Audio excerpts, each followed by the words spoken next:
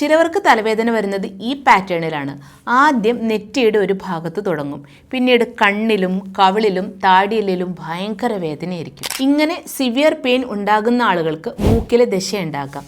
നെറ്റിയിലെയും കവിളിലെയും സൈനസുകളിൽ മൂക്കിലെ ദശ കാരണം ബ്ലോക്ക് ഉണ്ടാവുകയും അവിടെ കഫം കെട്ടിക്കിടന്ന് മർദ്ദമുണ്ടാവുകയും ചെയ്യും. ഒരു പൈപ്പ് അടഞ്ഞു പോകുമ്പോൾ അതിൽ സമ്മർദ്ദം ഉണ്ടാകുന്ന പോലെയാണിത്.